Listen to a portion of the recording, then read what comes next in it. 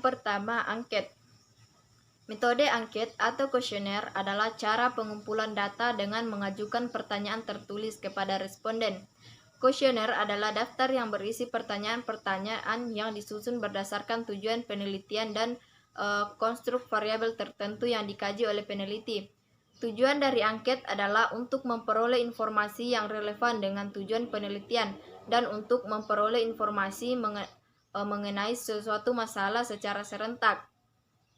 Angket dibagi menjadi beberapa jenis menurut pengklasifikasiannya, seperti menurut responden atau subjek, strukturnya, bentuk pertanyaannya, dan menurut bentuk jawabannya. Ada beberapa langkah yang harus dilakukan dalam merancang angket, yaitu langkah pengadministrasian angket terbagi atas 3 tahap, yaitu tahap persiapan, tahap pelaksanaan, dan tahap analisis hasil. Skala pengukuran dalam angket terbagi 4, yaitu skala Likert, skala Guttman, skala rating, dan skala semantik diferensial. Kemudian yang kedua itu wawancara. Wawancara adalah proses percakapan yang dilakukan oleh interview dan interviewer dengan tujuan tertentu, dengan pedoman dan bisa bertatap muka maupun melalui alat komunikasi tertentu. Bisa melalui tatap muka ataupun dengan perantara alat komunikasi digital. Agar proses wawancara berlangsung dengan baik, maka pewawancara hendaknya memperhatikan teknik dan tahapan dalam melakukan wawancara. Ada beberapa hal yang harus diperhatikan dalam teknik wawancara, yaitu penampilan, cara bertanya, dan cara mencatat. Syarat-syarat wawancara yaitu valid, relevan, tidak mengandung bias, dan komunikatif. Ada 3 tahap yang lazim ditempuh, yaitu tahap persiapan, tahap pelaksanaan, dan tahap analisis hasil. Yang ketiga, observasi. Observasi merupakan metode pengumpulan data melalui mengamati perilaku dalam situasi tertentu, kemudian mencatat peristiwa yang diamati dengan sistematis dan memaknai peristiwa yang diamati. Pengamatan harus menyaksikan secara langsung semua peristiwa atau gejala yang sedang diamati.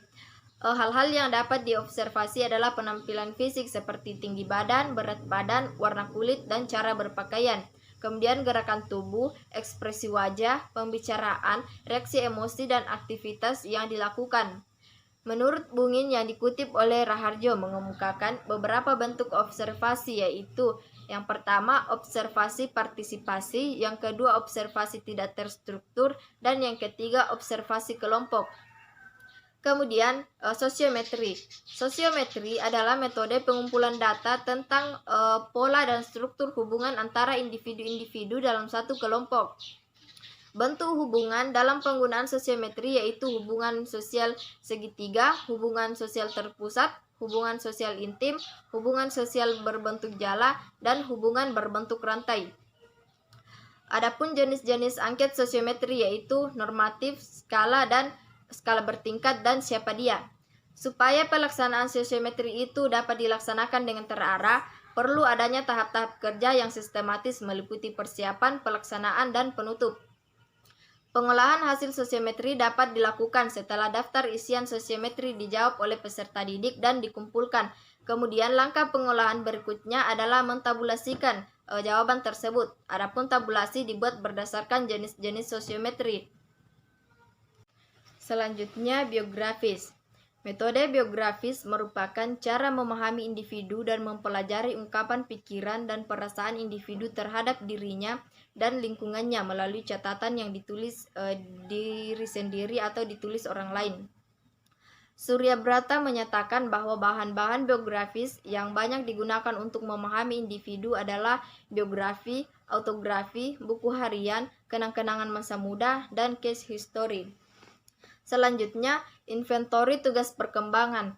Inventori tugas perkembangan adalah instrumen yang digunakan untuk memahami tingkat perkembangan individu. Penyusunannya dimaksudkan untuk menunjang kegiatan bimbingan dan konseling di sekolah. Inventori tugas perkembangan disusun dalam bentuk 4 buku inventori masing-masing untuk memahami perkembangan individu di tingkat sekolah dasar, SMP, SMA, dan perguruan tinggi.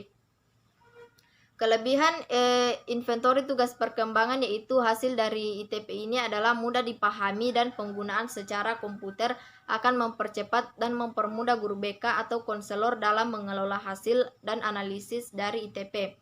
Sedangkan kekurangan dari ITP adalah aspek yang diungkapkan masih terlalu umum dan belum spesifik, dan kekurangan lainnya jika guru BK tidak bisa mengoperasikan komputer akan memakan waktu yang lama.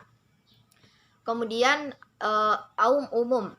AUM adalah sebuah instrumen standar yang dikembangkan oleh Praitno dan kawan-kawan yang dapat digunakan dalam rangka memahami dan memperkirakan masalah-masalah yang dihadapi klien. AUM umum merupakan alat ungkap masalah umum yang dibentuk 5 format. Format 1 untuk mahasiswa, format 2 untuk SLTA, format 3 untuk SLTP, format 4 untuk SD, dan format 5 untuk masyarakat. Adapun AUM umum ini dikelompokkan ke dalam 10 bidang masalah, yaitu 1. Jasmani dan kesehatan, 2. Diri pribadi, 3. Hubungan sosial, 4. Ekonomi dan keuangan, 5. Karir dan pekerjaan, 6. Pendidikan dan pelajaran, 7. Agama, nilai dan moral, 8. Hubungan muda-mudi dan perkawinan, 9. Keadaan hubungan dalam keluarga, kemudian 10. Waktu senggang. Selanjutnya, AUM PTSDL. AUM PTSDL adalah salah satu instrumen yang digunakan untuk mengungkap bagaimana siswa belajar. Melalui instrumen ini, berdasarkan jawaban, siswa diharapkan mampu mengungkapkan mutu belajar siswa sekaligus mengungkapkan masalah-masalah siswa yang berkaitan dengan belajar. AUM PTSDL sebagai alat ungkap masalah sederhana dan mudah digunakan untuk mengkomunikasikan mutu dan masalah konseling kepada personil yang membantu atau konselor. Tujuannya yaitu untuk mengungkapkan masalah-masalah secara khusus yang berkaitan dengan upaya kegiatan belajar peserta didik di sekolah, di rumah, ataupun di tempat lainnya, dan oleh karena settingnya berkaitan dengan proses belajar di sekolah. Hasil pengolahan AUM PTSDL dapat ditindaklanjuti oleh guru bimbingan dan konseling melalui berbagai layanan, yakni sebagai berikut. Yang pertama, layanan orientasi dan informasi. Yang kedua, layanan penempatan dan penyaluran. Yang ketiga, layanan konseling perorangan. Dan yang keempat, layanan bimbingan konseling kelompok.